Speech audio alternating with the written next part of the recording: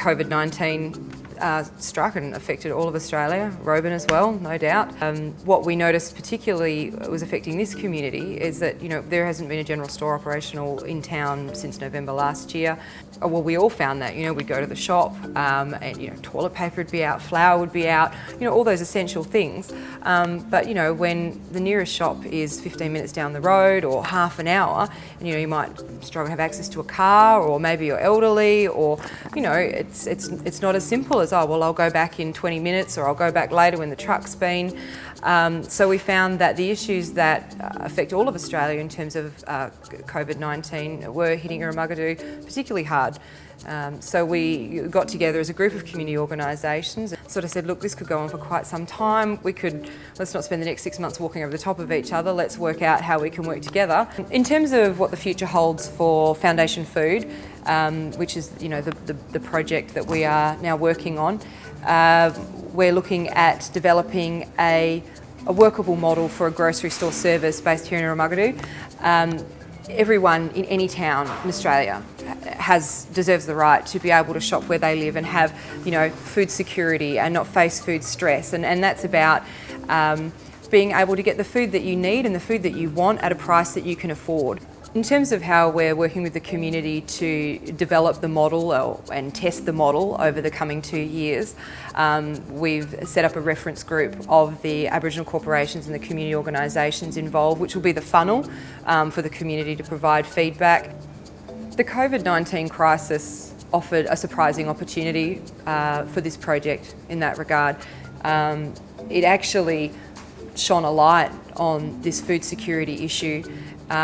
It's actually been an incredible positive that has been born out of it. It's recognition. I mean, we've all known for a very long time that food stress and food insecurity is a massive issue in communities across Australia. What this has done is shone a light on it and prioritised it. So there's a number of things that we do around the social enterprise area. We focus quite a lot on hospitality. Because the main reason behind that is that it's an industry where we can get people upskilled very quickly and get them from a non-working position into a working position, and it's sort of work that a lot of our people enjoy as well. The effect of COVID on the hospitality industry was huge and dramatic at the time, leading up to that February of this year, that the whole hospitality section of Garlbagu was going really well. As soon as COVID came along, it was like falling off a cliff as far as no more meetings, no more external catering. So we had to think really quickly around what we could do in a COVID response. The cafe that I mentioned we run at the Northwest TAFE campus in Karratha has a large commercial kitchen. So with a whole bunch of staff with not much to do, rather than retrench them, what we decided to do was get them to pre-cook healthy meals, freeze them up, so then we could distribute them out to vulnerable people. It is the case that, and this is particularly prevalent through the height of the seriousness of the issues around here about Aboriginal people being at higher risk than others.